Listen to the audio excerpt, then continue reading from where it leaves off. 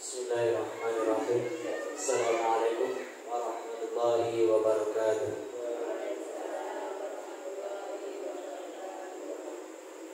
Alhamdulillah, alhamdulillahirabbil alamin. Wa bihi nasta'inu 'ala umuri dunya waddin. Wassalatu wassalamu ala asyrofil anbiya'i wal mursalin sayyidina wa maulana Muhammadin wa ala alihi wa sahbihi rasulillahi ajma'in.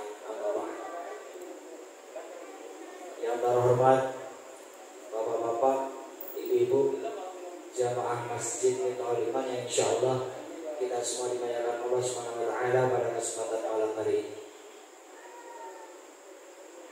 Yang terhormat rekan-rekan senasib seperjuangan yaitu pengurus masjid Miftaul Iman ini yang insyaallah pada kesempatan malam hari ini yang hadir juga dimuliakan oleh Allah Subhanahu wa taala. Amin ya rabbal alamin. Puji syukur kehadirat Allah Subhanahu wa taala yang mana telah melimpahkan rahmat dan hidayahnya kepada kita semua berupa kesehatan jasmani dan rohani sehingga kita dapat berkumpul di Masjid Miftaul Iman ini dengan keadaan sehat walafiat. Amin Allahumma amin. Shalawat serta salam tidak lupa kita tujukan kepada Nabi kita Nabi besar Muhammad sallallahu alaihi wasallam beserta keluarga, sahabat dan umatnya yang insyaallah kita semua termasuk golongan umatnya hingga akhir zaman nanti, dan mudah-mudahan yaumil akhir kelak kita semua mendapat syafaat dari beliau dan diakui sebagai umatnya kanjeng Nabi Muhammad sallallahu alaihi wasallam. Amin Allahumma. Bapak-bapak, ibu-ibu, jamaah masjid Miftaul Iman yang insyaallah kita semua pada kesempatan malam hari ini termasuk golongan orang yang beriman yang selalu meramaikan masjid. Dalam Al-Quran, innama ya'muru masajidallahi man amana billahi wal yaumil akhir, bahwa sesungguhnya orang yang beriman itu janji Allah akan selalu dijaga keimanannya hingga yaumil akhir. Kok iso kayak gitu? Kenapa bisa seperti itu? Karena selalu meramaikan masjid. Datang ke masjid, sholat berjamaah, sholat sunnah, amalia-amalia yang lainnya. Kemudian kesempatan malam hari ini mendatangi suatu majelis ilmu. Majalisul ulama ibadah. Duduk-duduk bersama para ahli ilmu, para ulama niku termasuk ibadah. Tapi mudah-mudahan supaya tidak menjadi majelis yang sia-sia, monggo selawat sareng-sareng sepindah mawon. Allahumma sholli ala sayyidina Muhammad wa ala ali sayyidina Muhammad wa ala alihi wa sahbihi ajma'in. Mudah-mudahan dengan sholawat mau tidak menjadikan majelis ini menjadi majelis yang sia-sia. Mudah-mudahan menjadi sebuah majelis yang bermanfaat, majelis ilmu, supaya menjadikan barokah ilmu yang kita dapat pada kesempatan malam ini. Amin Allahumma amin. Minggu yang lalu, 2 minggu yang lalu, kemudian minggu yang lalu, sekarang tiba lagi minggu yang sekarang. 2 minggu yang lalu bab tentang memaknai bacaan doa kunut beserta artinya. Kemudian sampai minggu kedua, setelah semua kita tahu doa kunut, bacaannya, kemudian maknanya, maka yang penting kita garis bawahi adalah tidak ada yang salah dalam bacaan doa kunut. Allahumma ighfir lahu warhamhu wa'afihi wa'fu anhu. Itu doa mendoakan, meminta ampunan kepada mayit. Itu saya apa betul? Saya memintakan ampun kepada yang mayit.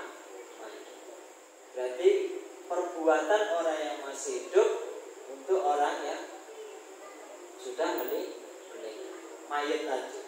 Nah, doa kunut, Allahumma hdina fiman hadait, Allahumma hdina, itu berarti kalau bacaan sebagai imam. Tapi kalau bacaan baca doa sendiri, Allahumma hdini, Allahumma hdini, yang artinya ya Allah tunjukkan aku sebagaimana mereka yang telah kau tunjukkan. Bahwa dalam doa kunut tidak ada yang sah karena bagus banget.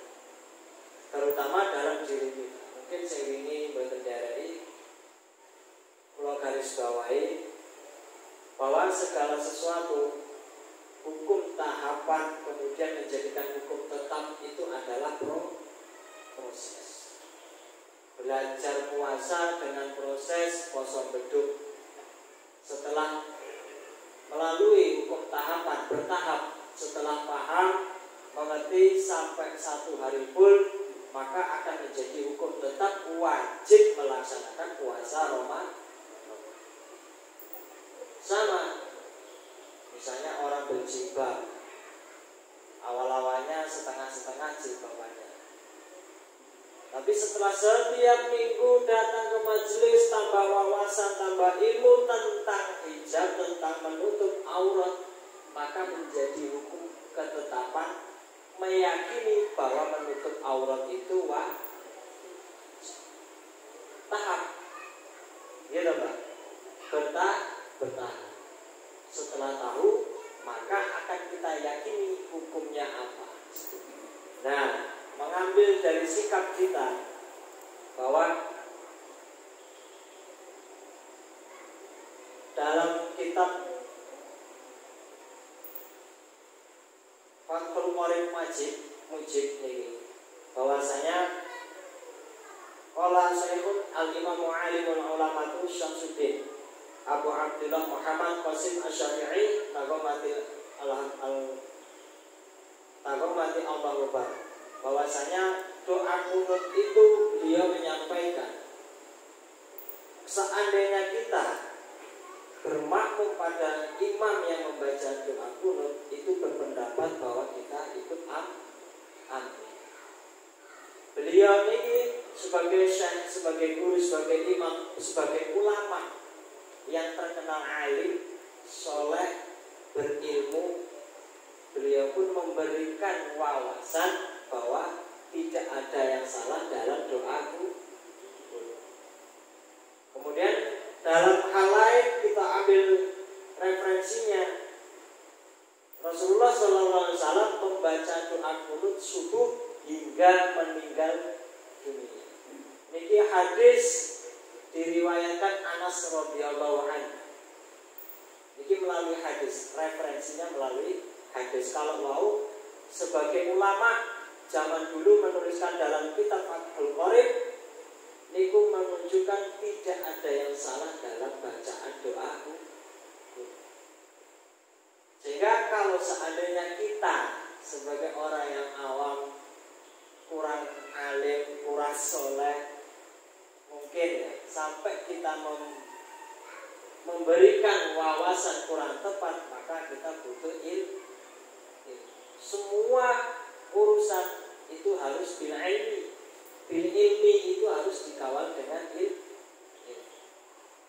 Makanya dalam kitab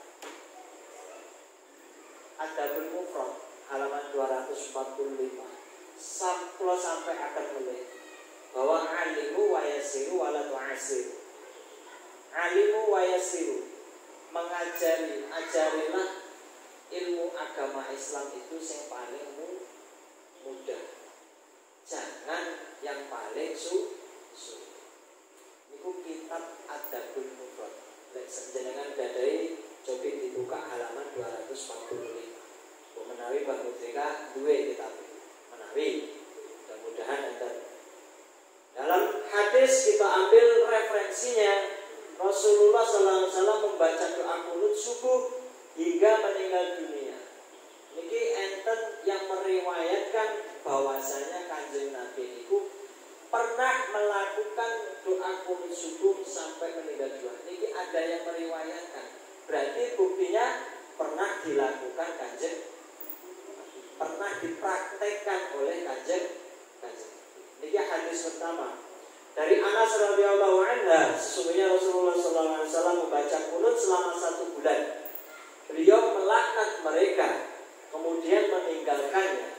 Adapun doa kunut pada sholat subuh, Rasulullah SAW terus membaca doa kunut pada sholat subuh hingga beliau meninggal dunia. Minggu lalu kita maknai, ada laknatnya enggak di dalam? Ada laknatnya nopo betul? Doa kunut. Berarti istilahnya balik menaik kok bingung. Allahumma hdina fiman hadait wa afina fiman afait wa tawallana fiman tawallait wa barik li fima a'tait wa qina syarra ma qadait wa la ya'izzu man 'adait sabarak rabbana wa ta'alait falakal hamdu kama ma qadait wastaghfiruka wa atubu ilaik. Ditutup oleh salat. Sallallahu ala sayyidina Muhammadin nabiyil ummi wa ala alihi wa sahbihi wasallam. Bahwa dalam bacaan doa kunut itu tidak ada laknat. Kemudian hadis yang disampaikan, kenapa ada laknat? Berarti ada doa yang di dalam doa kunut itu disisipkan laknat. Pada zaman itu banyak para penghafal Quran dibunuh. Sehingga Rasulullah menyisipkan laknat dalam doa kunut itu. Setelah 1 bulan, maka Rasulullah meninggalkan laknat yang disisipkan dalam doa kunut. Sehingga doa kunutnya tetap dilaksanakan, namun ada yang ditinggalkan, yaitu laknat di dalam doa kunut. Laknat yang dimaksud adalah pada zaman itu banyak para penghafal Quran dibunuh. Sehingga ada alasannya kenapa Nabi menyisipkan doa kunut ada laknat. Pendapat ulama tentang hadis yang menyatakan bahwa Rasulullah membaca doa kunut hingga meninggal dunia. Itu pendapat ulama. Yang pertama, hadis sahih diriwayatkan sekelompok para al-hafiz. Al-hafiz itu adalah hafal 300.000 hadis. Paham gak? Disebut al-hafiz adalah mereka, para ulama yang hafal 300.000 hadis. Kira-kira jenengan hafal pinten hadis? Jenengan Bapak di pinten hadis? Kata yang lupa atau kata yang hafal? Oke. Kalau Bapak di hafal 300.000 hadis itu baru disebut al-hafiz. Al-hafiz itu seseorang yang hafal 300.000 hadis, tentu yang sahih, yang maudhu, kemudian yang tidak jelas. 300.000 hadis itulah baru bisa disebut ulama.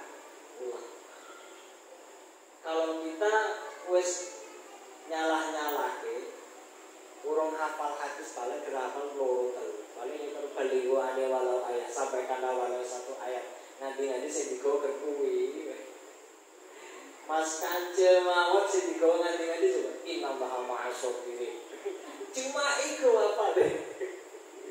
Tapi dengan cuma seperti itu aja beliau sakit ngejai rencana. Kita lepas ngomong boleh apa enggak seperti itu? Boleh. Tapi jangan sampai membuat diri kita itu menjadi orang yang merasa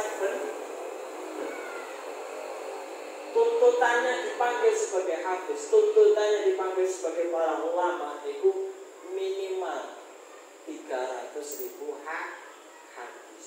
Tentang apa? Kira-kira kitab Arba'in An-Nawawi. Arba'in ngertos nggak? Arba'in itu 40. Arba'in An-Nawawi, 40 hadis yang diriwayatkan oleh Imam An-Nawawi. Niku dirangkum dalam kitab Arba'in An-Nawawi. Kitabnya kuning itu gimana? Gimana nih kuning? Pelik bahasa sopo raketok itu. Raketok lah. Maknanya kitabnya apa? Penanya pena sing ujungnya 0,5 mili nih kok. Kecil. Maka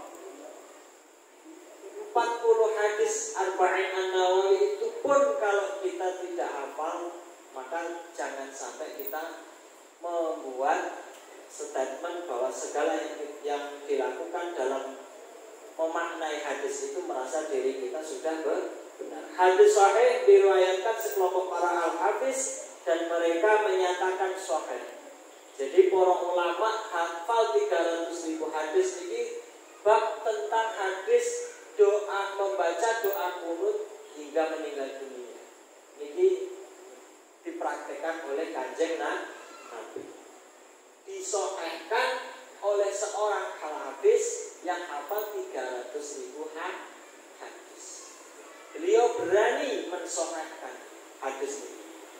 Jangan sampai diri kita tidak mensahih, tidak mengikuti pendapat para ulama bahwa di antara ulama yang menyatakan sahih secara teks adalah Hafiz Abu Abdillah Muhammad bin Ali Al-Balqi, Imam Al-Hakim Abu Abdillah di beberapa tempat dalam kitabnya, dan Imam Al-Baihaqi diriwayatkan juga oleh Imam Ad-Darqutni bahwasanya Abu Bakar, Umar dan Utsman iki sinten? Jenengan kenal betul? Abu Bakar, Umar, Utsman. Yang terakhir sinten? Iki pelajaran agama, guru agama Islam iki kita semester kelas 3. Sahabat Abu Bakar, Umar, Utsman,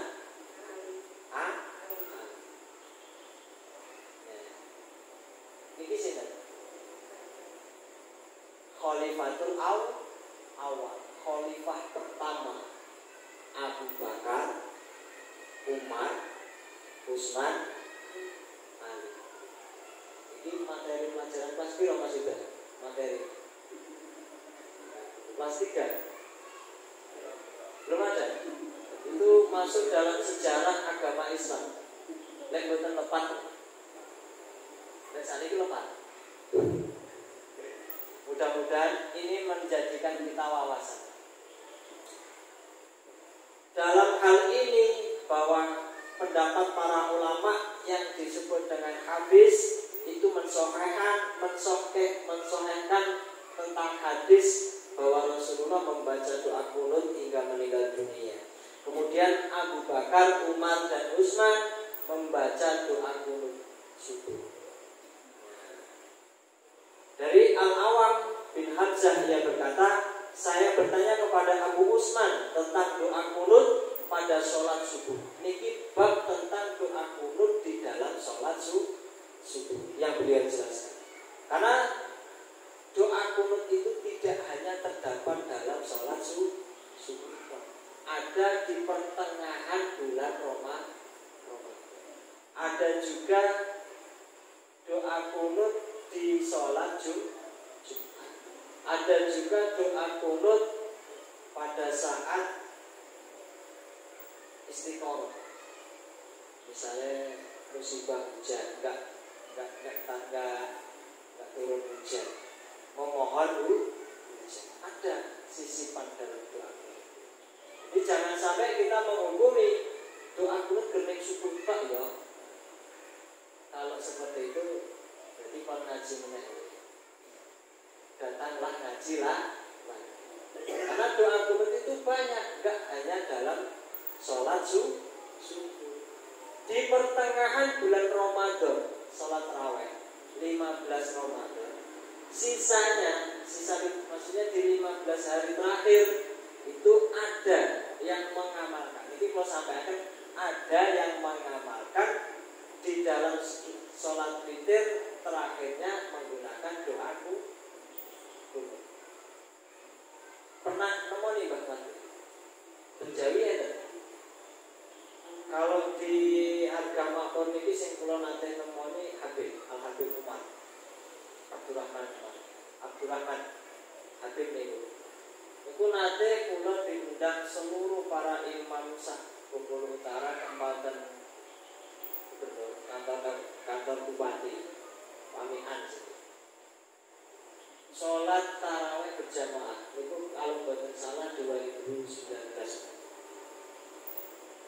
Beliau imami, kemudian sebelum dimulainya beliau menyampaikan untuk malam hari ini kebetulan di malam ke-15 bulan Ramadan, maka sholat tarawih kita dalam witirnya disisipkan doa dulu. Ning samping kula niku nggih imam, sami-sami imam. Masalahe sing ngumpul ten mriku nggih para imam-imam masjid, Mas. Sampai takon nggih. Ngapunten iki. Benamu sholat tarawih itu yang ngubur terus. Sampai tanya seperti itu. Gunamu sholat tarawih kok nganggo kunut ya? Nggih kula jan. Nek kula ten iki ngimami ten masjid. Sementara boten damel kunut Pak. Cuman yang disampaikan Habib Abdurrahman itu ada riwayatnya Pak. Kula namung jawab ngoten. Oh, apa iya? Itu imam masjid sampun sepuh. Jadi jangan sampai kita tidak mengetahui wawasan. Bukan menyalahkan, tapi lo ditangkut nih. Gunamu sholat tarawih apa yang nganggo kunut. Selama pulang lakoni buat ndamel, Pak. Tapi yang disampaikan oleh Habib Abdurrahman itu ada riwayat. Jadi kalau buatan bener yang kalau biapa dan juga tidak menyalahkan Habib Abdurrahman. Bahwasanya yang beliau sampaikan yang mau kita laksanakan itu ada riwayat. Apa penting Mbak? Semua man arad dunia, urusan dunia go akhirat, untuk kepentingan akhirat harus bil ilm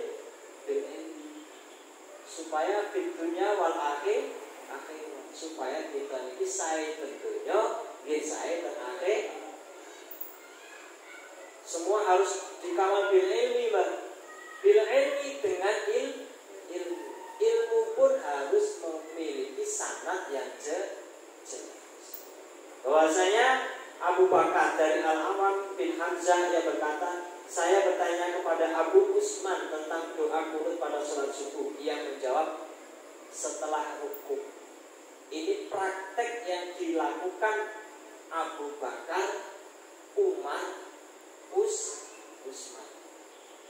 3 sahabat. Abu Bakar, Umar, dan Usman membaca doa kunut subuh. Niki yang bertanya dari Al-Awam bin Hamzah. Namanya Al-Awam, anaknya Hamzah. Beliau bertanya, saya bertanya kepada Abu Usman tentang doa kunut pada sholat subuh. Ia menjawab, setelah rukuk. Saya katakan, dari siapa? Ia menjawab, dari Abu Bakar, Umar, dan Usman. Hadis ini yang meriwayatkan adalah Al-Baihaqi. Bahwa Imam Al-Baihaqi berkata, hadza isnadun hasan, bahwa sanad ini adalah hasan. Hasan artinya baik. Sanadnya baik, berarti kuat. Yang meriwayatkan riwayatnya kuat. Berarti masuk dalam kategori sahih. Bisa kita percayai. Kemudian dalam Imam Ali, Abu Bakar, Umar, Usman, Ali. Nah, ini berarti di fase kepemimpinan Ali. Dari Abdullah bin Maqal,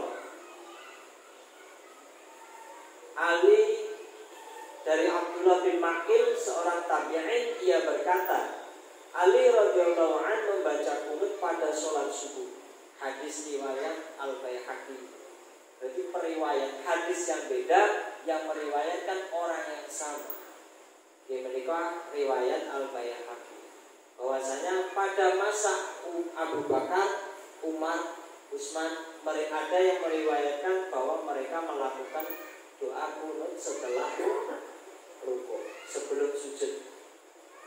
Nah, dalam kepemimpinan Khalifah Ali dari Abdullah bin Maqil, seorang tabi'in berkata, Ali radhiyallahu anhu berarti Abdullah bin Maqil hidup pada zaman kepemimpinannya Ali. Niku berkata Ali radhiyallahu anhu membaca kunut pada sholat subuh. Berarti pernah ngerteni lah bahasa Jawa. Apa ya bahasa Jawa? Pernah ngerteni Ali sholat subuh menggunakan membaca doaku. Imam Al-Baihaqi berkata ini dari Imam Ali, sahihnya masyhur. Sahih masyhur itu sangat kuat kebenarannya dan sangat terkenal. Jadi mulai Abu Bakar, Umar, Utsman sampai Al-Khalifatul Awal sebagai khalifah pertama, 4 sahabat Abu Bakar, Umar, Utsman, Ali itu Khalifatul Awal. Misalnya jenengan Jumatan yang menggunakan azan 2 kali ini bapak-bapak ini. Ma'asyiral muslimin wa zikratal mu'minin rahimakumullah. Pernah nanti dengar dulu? Berarti Mas pernah nanti Masjid Pondok. Masjid Pondok. Pernah ya? Bingung pernah sana? Betul. Biasa. Jadi sama periwayatnya sama.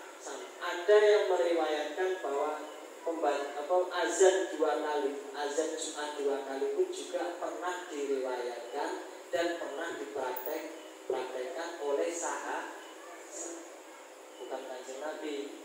Kanjeng Nabi itu zaman dulu bisa azan 2 kali, mungkin panggilan pertama zaman dulu mboten enten alat pengeras. Untuk memanggil pertama do siap-siap, terus siap-siap mlebu masjid, baru waktu sholat azan. Kalau terpondok, ma'asyiral muslimin wa zikratal mu'minin, azan dulu, gitu, terus menyebutkan para sahabat. Nah, sebelum khotib naik, ini memanggil khotib naik ini. Kalau wilayah ini sing lakoni kados ngoten masjid pasar. 1. Terus masjid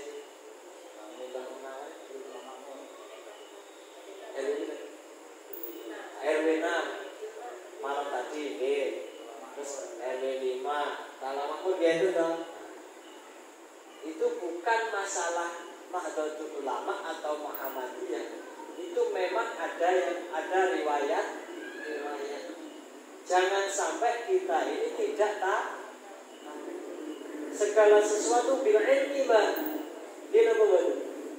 Bil ilmi, ada ilmu. Kalau kita comparekan dengan permasalahan doa kunut, Mas, itu hampir mirip, tidak jauh. Karena apa? Doa kunut ini juga dilakukan oleh Khalifatul Awal. Khalifah pertama. Siapa khalifah pertama? Di 4 sahabat tadi. Abu Bakar, Umar, Utsman, Ali. 4 periode tetap melaksanakan membaca doaku. Lo bingung, akhir-akhir itu terjadi remeh. Nah, tapi nanti akan kita sampai ke bagian hukum ketetapan. Ini kita baru belajar sejak transmisi kita. transmisi kita untuk mengetahui tentang ilmunya doaku. Kalau kita bahas mungkin sekarang minggu ini. Minggu pertama, minggu kedua, sekarang minggu ketiga. Kalau ini nggak selesai berarti minggu keempat. Wes satu bu. Ini rencana tak kebut tak rampung nih. Insya Allah menawi keparing kali Gusti Allah tanggal 1 Februari badhe sowan teng pondok terjadi. Mudah-mudahan dengan sowan itu kula namung memperkuat sanad ilmu di tempat kula mondok ini. Tujuannya itu damel menguatkan sanad ilmu. Kula sampun didhawuhi kalih Abah Yai Husain bahwasanya kuat ke sanadmu, kembali ke sana, ngecas meneh, jaluk pandungan supaya barokah ilmumu waktu ning pondok iso barokah ini. Bila muga-muga saged berkahi tempat kita tinggal iki khususipun dateng RW Sedoso lan umumipun sak kecamatan kiri. Amin Allahumma amin. Nah, kita kembali lagi ke bab ini, kaduan ini kopil. Dari Abu Bakar, Umar, Utsman, Ali, beliau juga melakukan membaca doaku. Hadis ini bab pertama tentang hadis yang membolehkan membaca doaku. Kita harus paham dulu, Pak. Kita sekat dulu, kan. Ada beberapa hadis yang membolehkan membaca doaku. Kemudian ada lagi sekarang babnya hadis-hadis yang menolak doaku. Ada hadis yang meriwayatkan dan itu sahih. Kemudian ada hadis yang menolak. Hadis-hadis menolak doaku. Hadis pertama gimana kok? An Anasi anna Rasulullah sallallahu alaihi wasallam qanata syahra yad'u ala ahya'i min ahya'il arabi tsumma tarakahu. Dari Anas bin Malik. Nah, ini yang meriwayatkan Anas bin Malik. Kenal dengan Anas bin Malik? Sinten? Ini kan sejarah Islam. Ini sejarah Islam. Ya termasuk dari Umar, Utsman, Ali. Ya. Ini sejarah Islam. Periwayat-periwayat hadis itu bukan orang-orang biasa. Mereka adalah orang-orang ahli hadis. Bukan sembarang orang. Pernah hidup di zaman Nabi itu sahabat. Pernah hidup di zamannya sahabat, tapi tidak di zamannya Nabi waktu masih hidup. Sini nih. Bawahnya sahabat tabi'in. Bawahnya tabi'in. Bawahnya tabi'in sini nih. Zaman kita ini. Ulang. Jangan sampai kita ini mengungguli cara pandang para ulama. Iku lek diomongne cah pondok, suul adab. Suul adab itu orang duwe tata krama. Ngukuli kula mawon lenggah kalih rombongane Mbah Yai. Ya rasa penake lenggah. Nggih napa mboten? Nggih enten adab. Maksudipun Mas sapa sing Tegal. Nah, lek pondok kan pasuwane Mbah Yai itu piye Tegal? Sama seperti waktu di rumah apa beda waktu itu? Sama kan? Beda. Itu menunjukkan adab. Ya, adab. Maka dengan cara menunjukkan adab, maka ilmu itu akan secara langsung menjadi barokah. Banyak mas berilmu tapi tak memiliki adab. Ya, guru pinter kok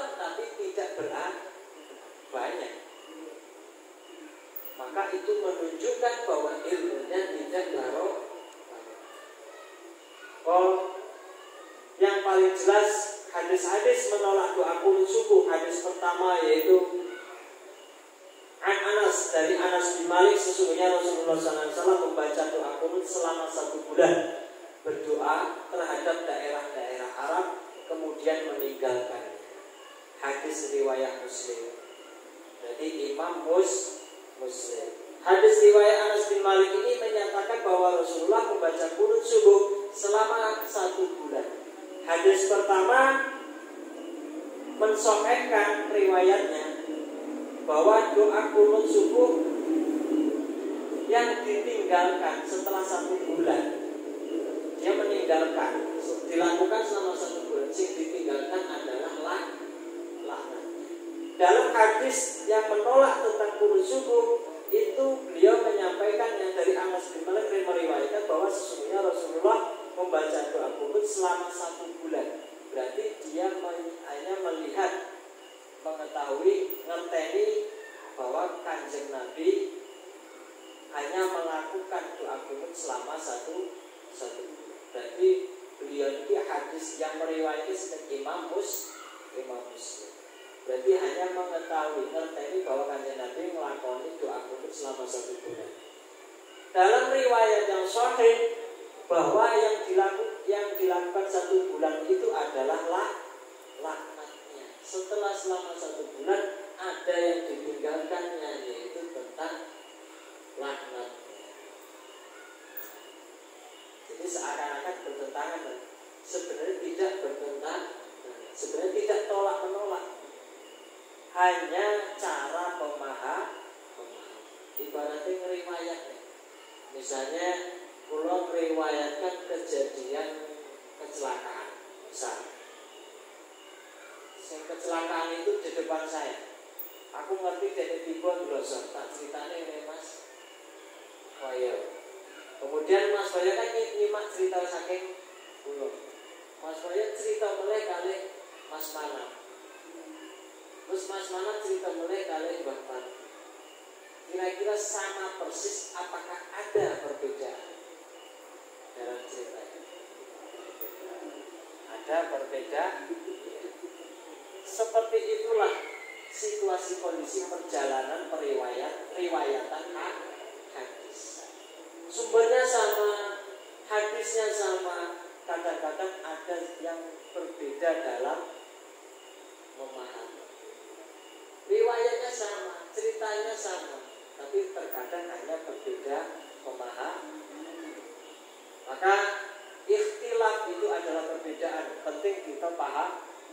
Mungkin kurian mawon, sementara kita lanjut minggu depan, berarti nyambung 1 bulan bab dan bacaan doa. Mudah-mudahan sangat bermanfaat, nambahkan wawasan, nambahkan ilmu, khususipun damel kula piyambak dan umumipun para jamaah. Saking kula beberapa yang tertutur kata yang kurang berkenan, kula yang ngapunten sakata-kata itu mata Gusti Allah kula ngapura. Kula akhiri wabillahi taufiq wal hidayah wal ridha wal inayah wal syafaati Rasulillah. Assalamualaikum warahmatullahi wabarakatuh.